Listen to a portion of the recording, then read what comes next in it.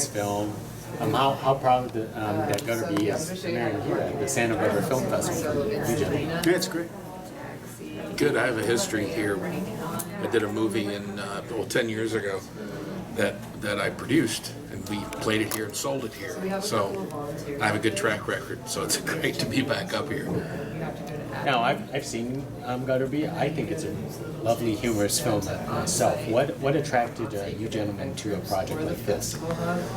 Well, I worked with Ulrich on Banshee, which was the TV film program he was on before this film, and it was so different from what we each did on that show that I was kind of taken by it, and I said, wow, this guy's really thinking about a lot of stuff, and the story appealed to me. I thought it was very interesting, very unique. I think it's very allegorical, but it brings a lot to the table where you don't usually get this mosaic of characters and ideals inside of one story. It's very unique, and I sort of understood his mind a little bit, so that was fun. I was sent the script by my agent, and he said, there's this role they're interested. It's a character who has to be able to ride a horse, play guitar, and sing country music and shoot guns. And I said, it is Earl. So I think they were fans. I did a show called Deadwood that they were fans of, and that's how it came about. The one quality that was missing from your description that stood out to me reading it is, this is weird. It's out there.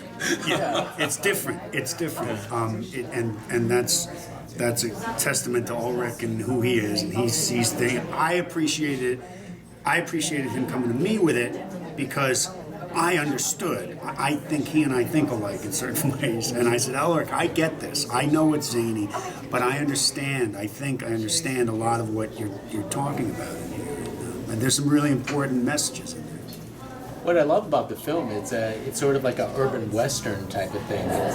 Obviously, it's probably a very easy adjustment for you, right, Earl? I mean, I grew up in a small town in the South, but that sort of small town's dying off, I can absolutely relate to, because that's what's happening down there.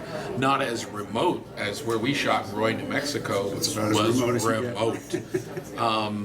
And you could tell it was a robust town back in the 30s and 40s. And it's just, a lot of the houses were abandoned, and and the school was dwindling. They had one person in the graduating class.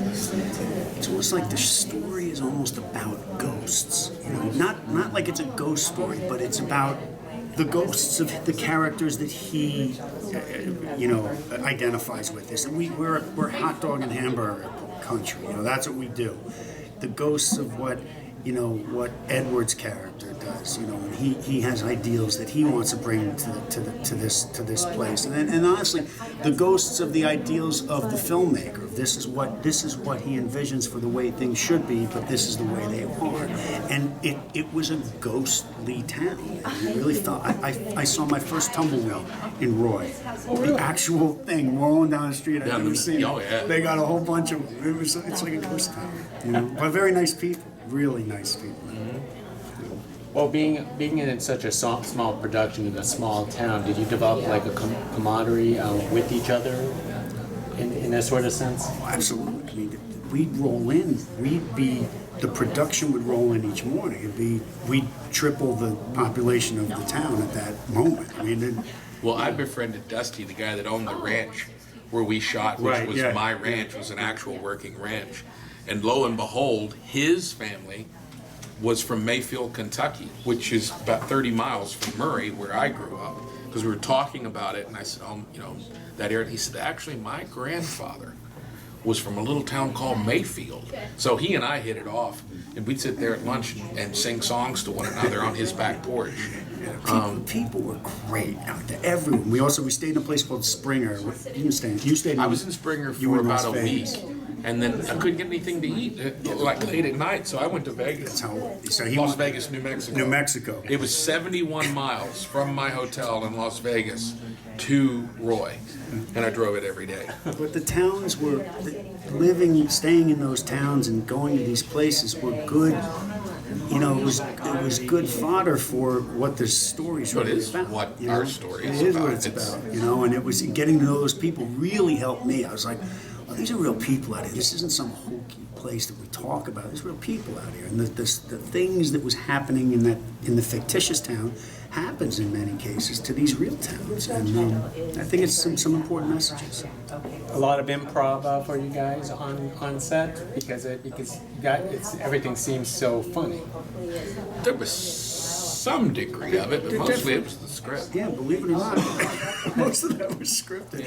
But Ulrich is definitely an actor's director, you know. So if we wanted to do something or make a change, I mean, for me, it was very.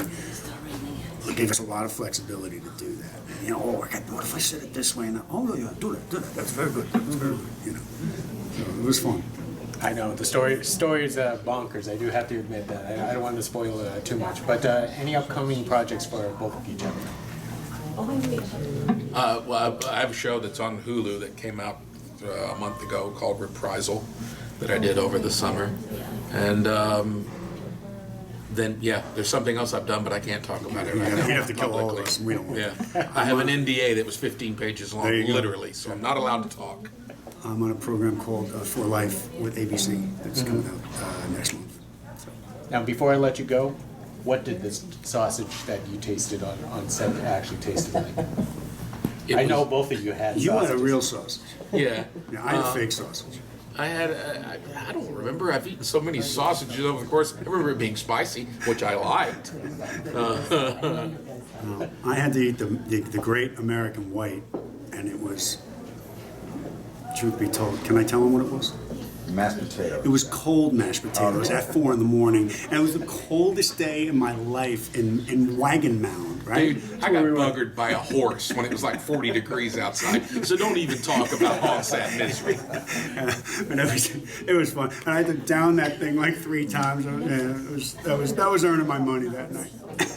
Excellent answer. Hey, thank you very much, gentlemen. Hey, thank you for speaking with me. And by the way, as an Asian person and you played that character, you scared me. Don't be scared. It was all. He's a very nice guy. Yeah, it's all for you. All right, thank you very All right, much. Thank you. Thank you. Okay, pleasure. Thank you.